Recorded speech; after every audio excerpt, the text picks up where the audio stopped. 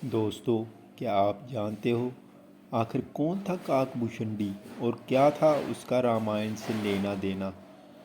रामायण, रामचरितमानस और उत्तरकांड में भी इसका उल्लेख मिलता है। वैसे सवाल ये है, आखिर कौन था काकभूषुंडी।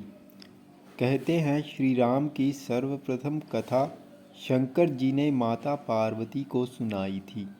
उस कथा को एक कौवे ने भी सुन लिया और उस कौवे का जन्म काकभूषुंडी के रूप में हुआ। राम बालक थे तब वे उनके साथ ही रहते थे। काकभूषुंडी को पूर्व जन्म में शिव के मुख से सुनी राम कथा पूरी की पूरी याद थी। इसलिए वह राम जी के पास रहकर उनकी बाल लीला देखते रहते थे। लेकिन एक बार उन्होंने राम से रोटी का टुकड़ा छीन लिया तो राम रोने लगे। काकभूषुंडी सोच में पड़ गए, क्या तीनों लोक का स्वामी रोटी के एक छोटे से टुकड़े के लिए रो सकता है। उनके मन में भ्रम उत्पन्न हो गया। यह सोचकर वह उड़ चले कि ये तो कोई साधारण सा बालक है। आकाश में बहुत ऊंची और बहुत दूर जाने के बाद अचानक उनकी नज़र पीछे पड़ी। उन्होंने देखा कि बालक अपनी शक्ति से उनके पीछे आ रहा है। काकभूषुंडी तब चक्कर खाकर नीचे गिरने लगे। तब उन्हें होश आया तो उन्होंने देखा कि वह उसी बालक के चरणों में गिर पड़े हैं जो थोड़ी देर पहले महल में रो रहा था। यानी कि प्रभु श्री राम की यह लीला देखकर उनकी आंखों से आंसू निकल आए। काकभूषुंडी ने राम की कथा अपने शिष्य को सुनाई। इस प्रकार राम कथा का प्रचार प्रसार भी हुआ।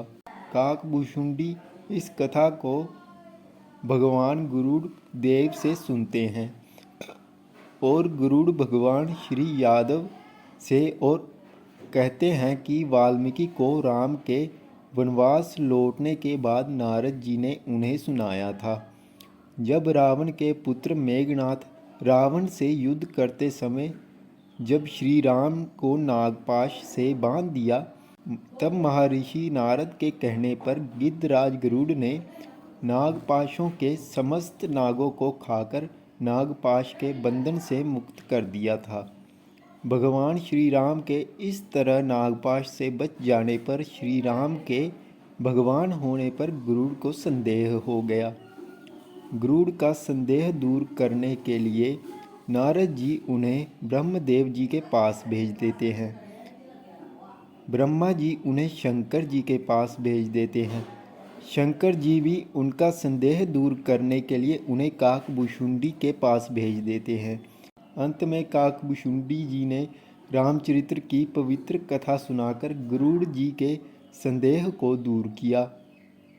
लोमश ऋषि के चलते श्राप के कारण काकभूषुंडी को कौवा बन गए थे और लोमश ऋषि ने उन्हें श्राप से मुक्ति के लिए राम मंत्र और इच्छा मृत्यु का वरदान भी दिया। कौवे के रूप में भी उन्होंने अपना संपूर्ण जीवन व्यतीत किया।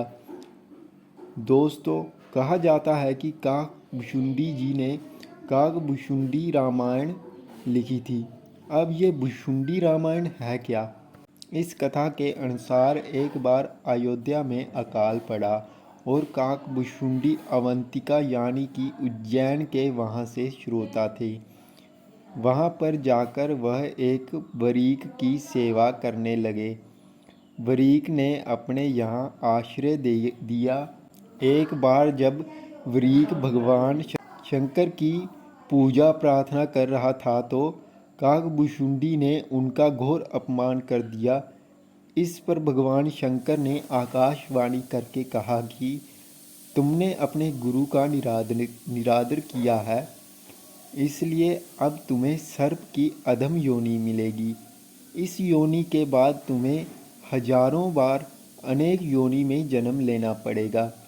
काकभूषुंडी के गुरु बड़े दयालु थे, इसलिए उन्होंने शिव की स्तुति करके शिष्य के लिए क्षमा प्रार्थना की। गुरु के द्वारा स्वयं क्षमा याचना करने से भगवान ने स्वयं आकाशवाणी करके कहा कि मेरा श्राप व्यर्थ नहीं जाएगा, उसको 1000 बार जन्म अवश्य लेना पड़ेगा, परंतु इसका जन्म मरण का दुख इसे नहीं होगा, ना ही यह अपने किसी भी जन्म की स्मृति को भूलेगा। इसे अपने प्रत्येक जीवन का स्मरण रहेगा। जगत में इससे कुछ भी दुर्लभ ना होगा और मेरी कृपा से इसे भगवान श्री राम के चरणों में भक्ति प्राप्त